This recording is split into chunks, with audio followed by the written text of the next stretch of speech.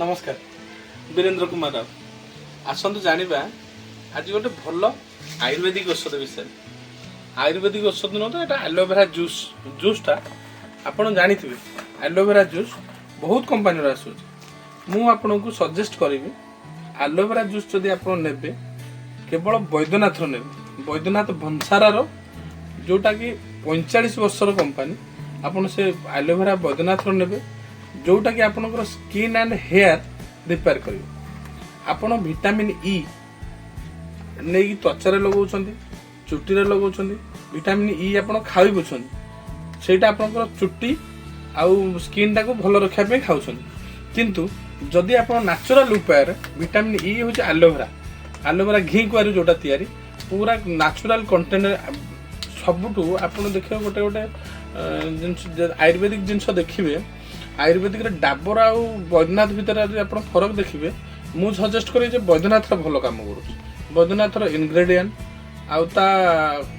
Packing आउ efficacy best तेणु मुझे कहूँ आपन जदि आपन स्किन टोन करने चाहते स्किन ब्राइटनेस करने चाहते हाइड्रेट करने चाहते जदि कला पिला गोरा होगा चाहते मुझे सजेस्ट करी आपन एलोवेरा जूस ने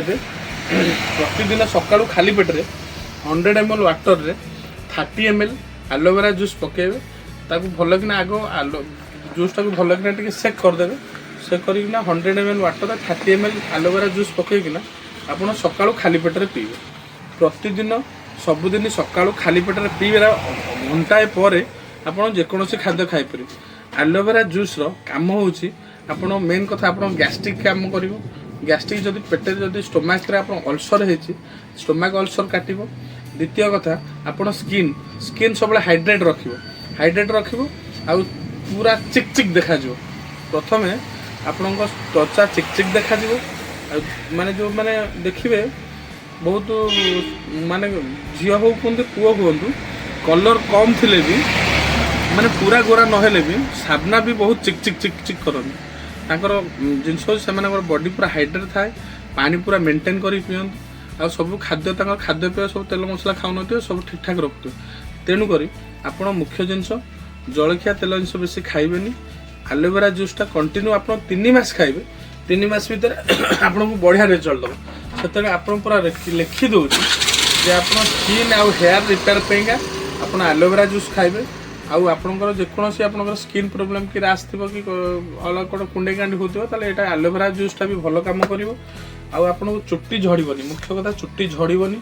चुट्टी फाटबनी आउ कला पके चुट्टी जार तो जेनेटिक प्रॉब्लम अच्छे से तो कला माने धला पड़ो से अलग कथा किंतु आम आयुर्वेदिक हिसाब से जब नवा चाहिए आपको मु सजेस्ट करी आप एलोवेरा जूस ने एलोवेरा आ वैद्यनाथ कंपानी ने जार दाम बेसी नुह ए no added sugar no added colour पूरा आर्टिफिशियल फ्लेवर आप एलोवेरा घी कुआरी जब ग्राइंडिंग करला पीले जमी लगे एलोवेरा सेमती लगे एटा लिटर को मात्र 325 टंका गोटे लिटर आप 325 टंका आप ऑनलाइन भी मगै पारे ना भल भल आयुर्वेदिक स्टोर कि आम स्टोर भी भल आयुर्वेदिक स्टोर रे एलोवेरा जूस आपको मिलूँ भन्सार माने वैद्यनाथ कंपानी भन्सार आप यूज करेंगे यूज पूरा से लिखि दूसरी आप 3 मास कंटिन्यू यूज करूँ 3 मास कंटिन्यू यूज कले आप बेस्ट रिजल्ट पाइबे जेटा आयुर्वेदिकटा जो आप एलोवेराटा आम जानवा जिन किसी असुविधा ना आप माने नो साइड इफेक्ट भी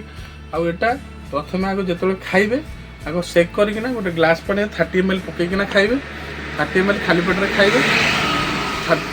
पीबार घंटे पर आप जेकोसी खाद्य खाइबे आप खातु आप त्वचा ग्लो आसो मुह ग्लो देखा स्किन हाइड्रेट रहिबो चुट्टी भी फाटबनी माने हेयर भी आपको फाटबनी डेड स्किन माने जो स्किन ऊपर डेड सेल थी सब ब्लैक स्पॉट हो जाए डेड सेल थाए डेड सेल पशे से सब सफा हो मुझे ग्यारंटी दूसरी आप खातु आप निश्चित रिजल्ट हम रही नमस्कार।